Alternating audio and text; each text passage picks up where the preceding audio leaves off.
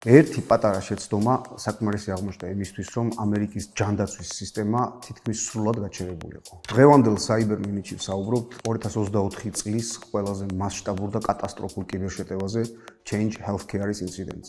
2024 წლის თებერვალში ორგანიზაციაზე განხორციელდა ransomware კიბერშეტევა. გაჩერდა ყველაფერი, რეცეპტების გაცემა, კლიენტთა მომსახურება, სამედიცინო დაზღვევის ანაზღაურებები და ასე შემდეგ. ჰაკერებმა გარდა იმისა, რომ გააჩერეს თითქმის ყველა სისტემა, მოიპარეს ასობით მილიონი პაციენტის პერსონალური მონაცემა. მთავარი პრობლემა იმდენად მარტივია, რომ შეიძლება არც კი დაიჯეროთ. ჰაკერებმა გამოიყენეს ადმინისტრატორის მოპარული პაროლი, რომელსაც არ ჰქონდა ჩართული ორმაგი დაცვა, იგივე MFA. ერთი დაუცველი ანგარიში საკმარისი აღმოჩნდა იმისთვის, რომ გამოიწვია ეროვნული დონის კრიზისი ამერიკაში. სასოწარკვეთილმა ორგანიზაციამ მაშინვე დაიწყო სისტემების იზოლირება და პარალელურად დაიწყო დაზარალებულების ინფორმირება და ძირეული რეფორმების დაგეგმვა ინფორმაციულ უსაფრთხოებაში.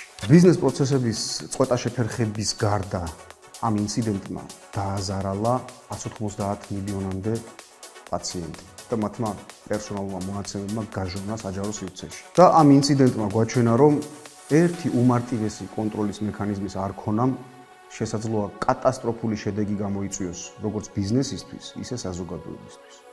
ეს იყო Cyberminute Change Healthcare-ის ინციდენტი.